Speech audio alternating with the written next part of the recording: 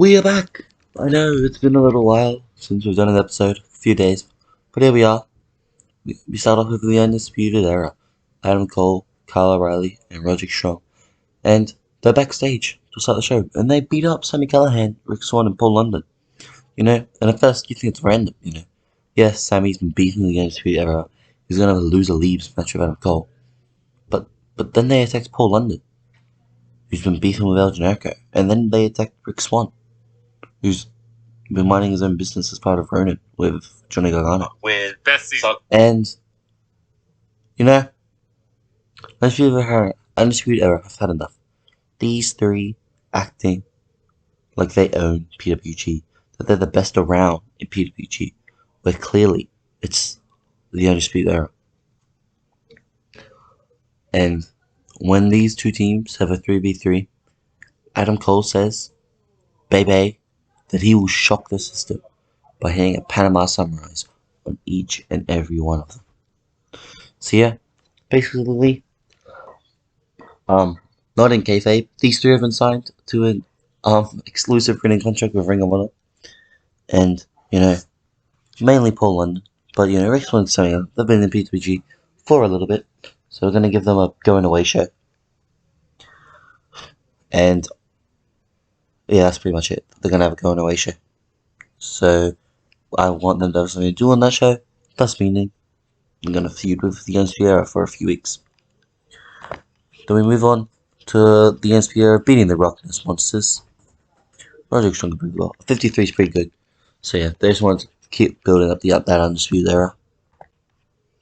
We got Gregory Holmes and Tama Tonga having an alright match. Fans still don't really like Tama Tonga, but that's okay. Gregory beat him with a single knee facebreaker. Kevin Steen. Oh, what a 95 rated angle. Oh my god, Kevin Steen is so good.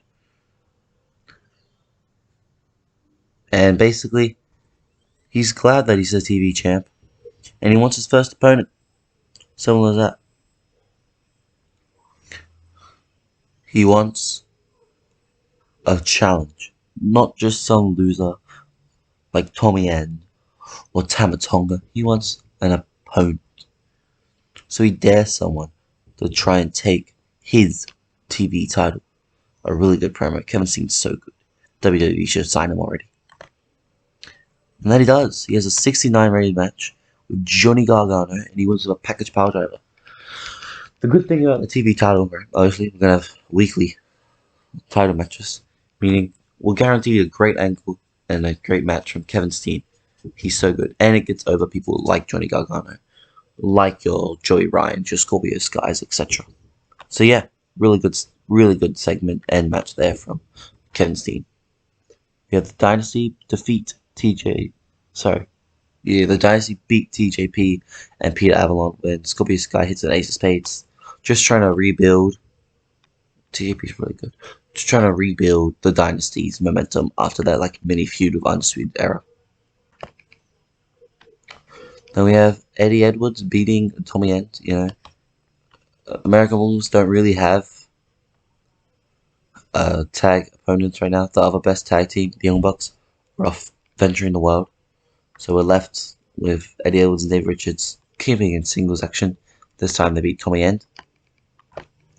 And El Generico, the world champ, he wants this to be a great episode for PWG and the fans. So he wants an opponent. And that's when a certain Nate Sarah, Big Red Machine, has their entrance. Everyone's shocked. No way can it be. There's no way WWE would allow this. And in fact,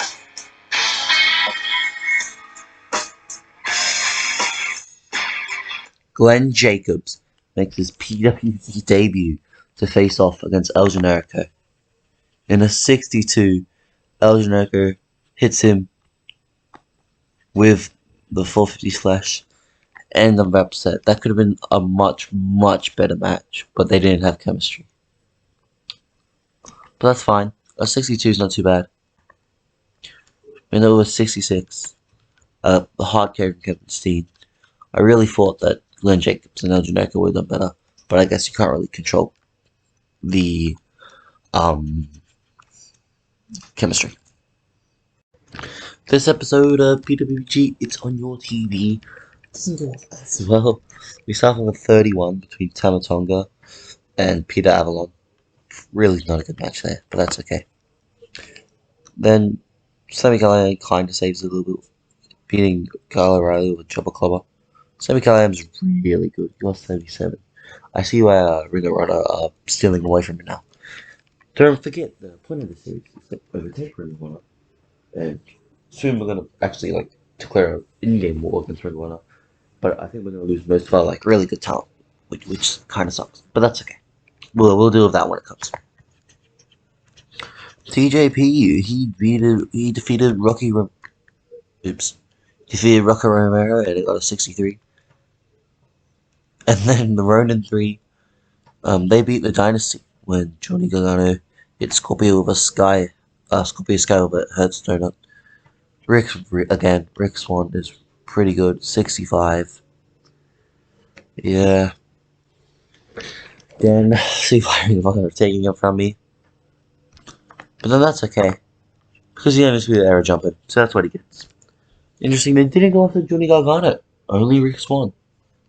Maybe they even secretly know about the contract status. Then the American Wolves, we said last week they have 3 challenges.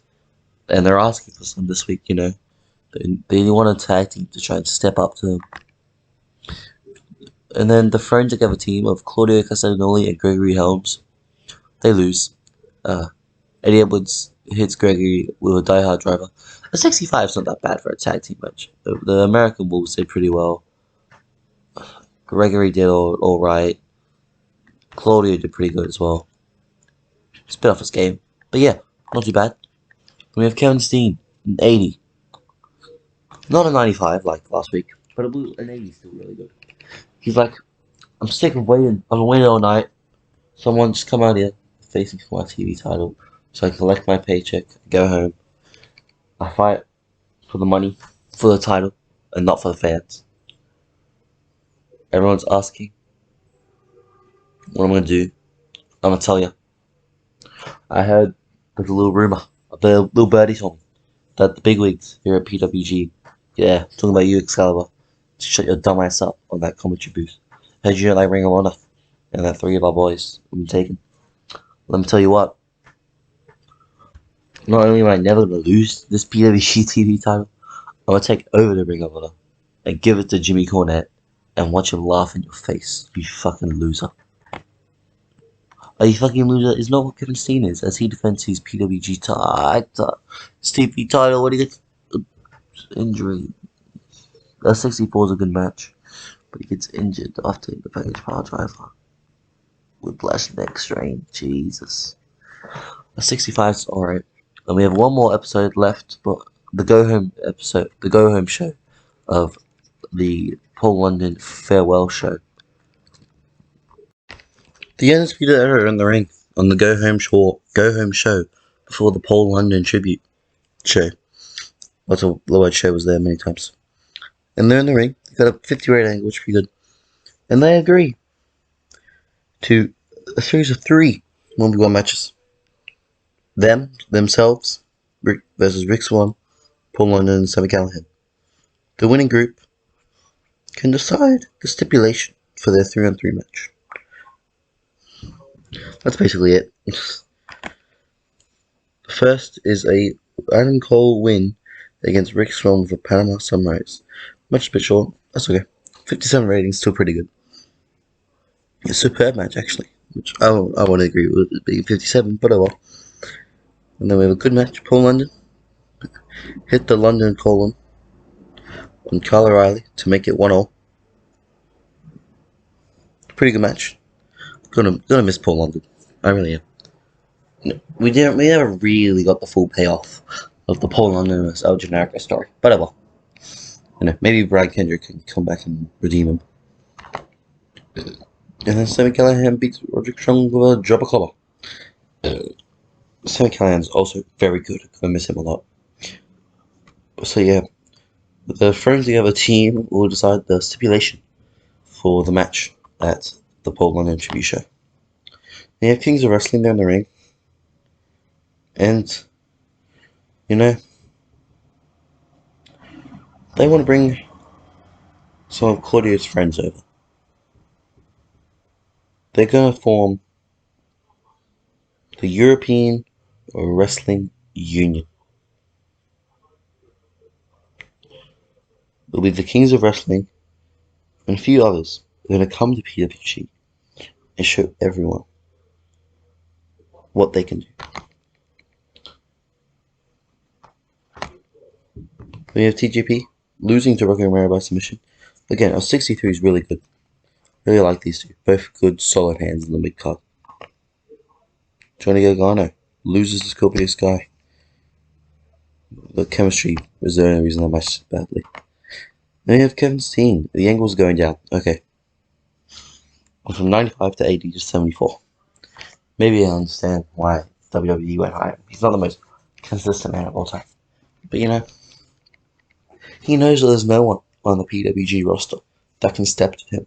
So, he's issuing an open challenge for his TV title to anyone a part of the Wrestling Alliance that they have.